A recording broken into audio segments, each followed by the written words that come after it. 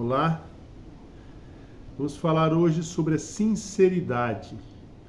Sinceridade vem do latim sincera, sem a maquiagem. A cera é o que passava às vezes nas estátuas para fazer uma restauração, então ela não ficava original, ela ficava maquiada, vamos dizer assim.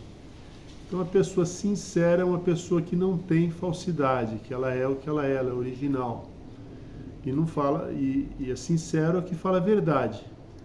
A Madre Teresa de Calcutá dizia que a pessoa mais perigosa é o mentiroso. Por quê? A gente não pode confiar. Se ele fala mentiras, você não sabe se ele está falando verdade ou mentira. Então como é que vai ter confiança? Então a sinceridade é uma virtude muito importante para a gente manter essa confiança. E como é que se manifesta a sinceridade? Cumprir promessas, ser leal aos ausentes, né? Defender os amigos, dar um feedback, né? Falar a verdade do que, você acha que eu estou bem? Não, isso aqui está ruim. Você falar na hora, respeito os humanos, né? Não ter respeito aos humanos. Mas vou explicar um pouquinho de tudo isso. O 8º mandamento, que tem a ver com a sinceridade, né? Não cometerás falso testemunho, tem a ver com 3 coisinhas que a gente comete pecados, às vezes sem perceber. Primeiro seria a murmuração. Murmurar é você ficar resmungando, achando ruim das coisas e tal, reclamando da vida, né? Muitas vezes o contrário da murmuração é a gratidão. Você está sempre agradecido, só pelo fato de estar vivo, por exemplo, né? Um segundo mais grave é a maledicência. Maledicência é você falar uma verdade, mas uma verdade que você está falando mal de alguém. Mas é verdade, mas você não tem o direito de denegrir a honra de ninguém. Então, se você quer corrigir alguém, corrija a sós. Vou falar disso daqui a pouco. E o pior de todos é a calúnia. Você inventar mentiras sobre alguém. Todos esses estão ligados ao 8º mandamento, né? E o que é a verdade? Qual que é a vantagem de falar a verdade? A primeira ideia é que a gente se torna mais livre. O mentiroso, ele fica amarrado na mentira dele. Ele tem que criar outras mentiras para defender a mentira dele. Ele perde a confiança das pessoas. Então, a primeira ideia é a liberdade, né? A liberdade que te leva ao bem também, né? Jesus falou assim: conhecereis a verdade e a verdade vos libertará. Que verdade que é essa? A verdade suprema, que nós somos criaturas, que Deus é o Criador, que Deus é o legislador dessa vida, não são os juízes nem nada, é Deus que fez as leis naturais e as leis morais. Ele nos enviou Jesus Cristo para nos ensinar, então Jesus Cristo fala: eu sou o caminho, a verdade e a vida. Então conhecer a vida de Jesus Cristo, conhecer os mandamentos de Jesus Cristo são a verdadeira verdade. Porque tem muito achismo hoje em dia, né? Eu acho que é assim, eu acho que é assado, eu acho que tem que... né? Não, Jesus Cristo fala as coisas, por exemplo, perdoai os vossos inimigos. Não, isso aí é loucura, isso é bobo. Ser honesto nos negócios, você é louco, ninguém é honesto. Não, Jesus Cristo já ensinou as coisas. Então, conhecer a verdade, conhecer a vida de Jesus, conhecer os ensinamentos de Jesus. Depois, conhecer-se. O que tem a ver isso?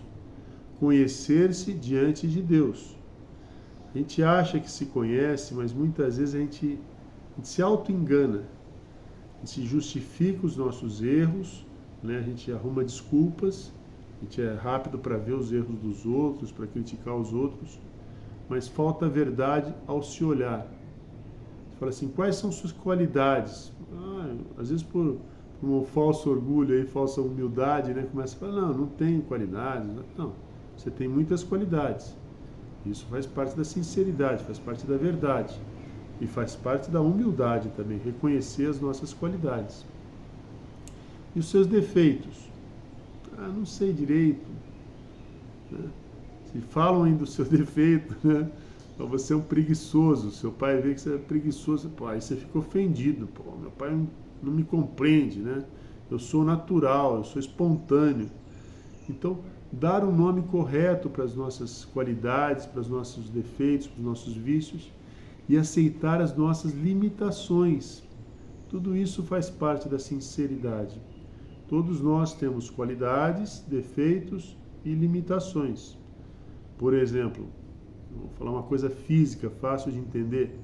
Um anão querer ser campeão de corrida, por exemplo, é uma coisa que ele tem limitação, ele nunca vai conseguir correr como um Bolt, por exemplo, né?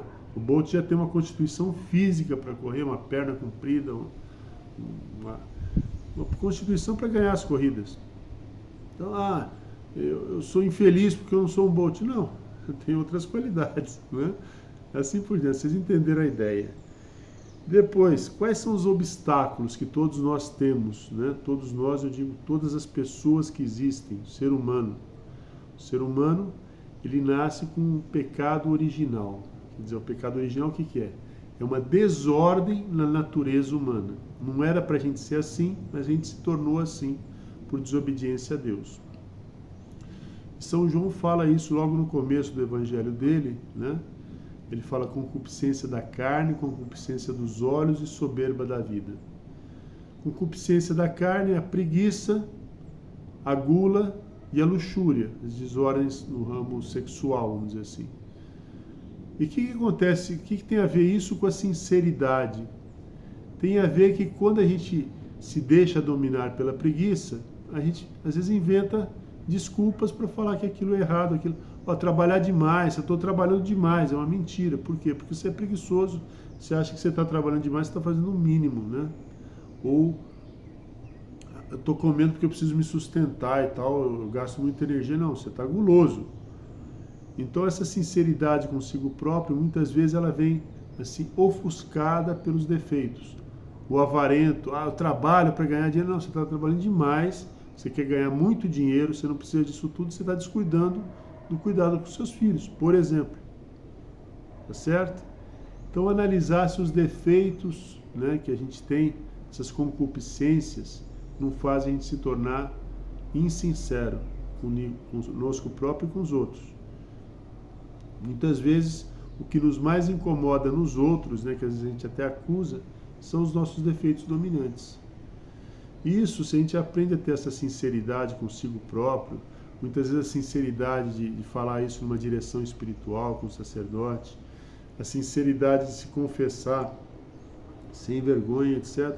Isso aí é uma libertação, sabe? A gente vai conseguir ajudas, as pessoas vão compreender melhor as nossas dificuldades. É muito importante tudo isso, tá?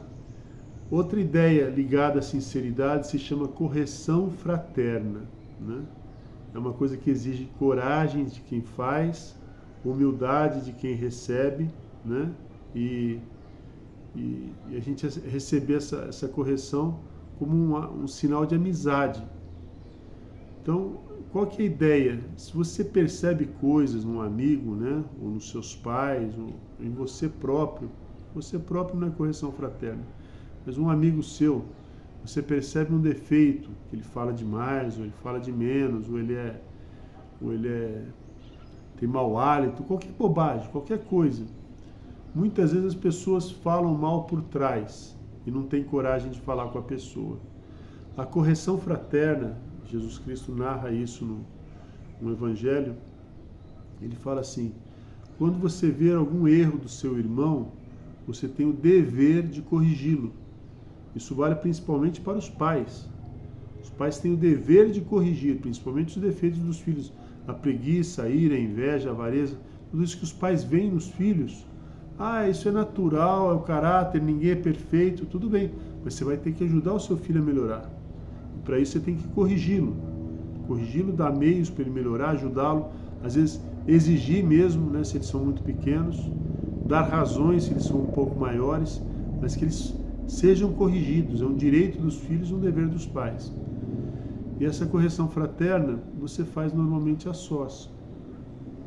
Não humilha um irmão diante do outro, né? Não compara um com o outro. O seu irmão é assim, ele vai ficar com raiva do irmão e com raiva de você.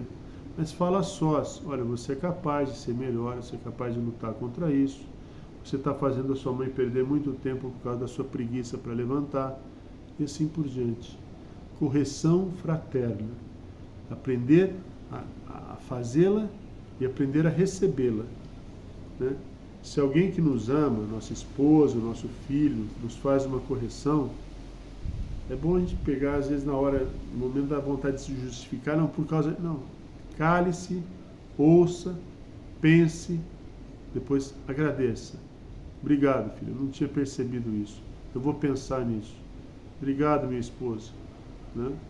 Em vez de sair acusando, você é muito mais do que eu, você é pior, né? Não, não. Com humildade, ouça, pondere, né? E agradeça, porque essa pessoa teve a coragem de te corrigir quando muitas pessoas simplesmente falam mal de você ou se afastam de você por causa desse defeito e não te ajudam a melhorar, tá? A gente tem esse dever de fazer correção fraterna. E uma última ideia ligada à sinceridade é o exame de consciência. O exame de consciência é aquela ideia de você dar uma avaliada na sua vida, no seu dia, na verdade, né? Pode ser depois do banho à noite, né? Não deitado na cama. E anotar alguma coisa, o que eu preciso melhorar amanhã. Esse dia eu passei muito quieto, não falei com ninguém, amanhã eu vou conversar com alguém. Com quem que vai ser? Com fulano de tal. Que assunto que eu vou puxar? Você dá uma preparada. Demorei para levantar, cheguei atrasado, levantar na hora. E para isso eu vou dormir na hora. Mas eu queria ver um filme. Não, hoje eu não vou ver esse filme, eu vou dormir mais cedo, preciso descansar. Exame de consciência para você retificar a sua vida, tá? Tá ligado também à sinceridade. Até a próxima, gente.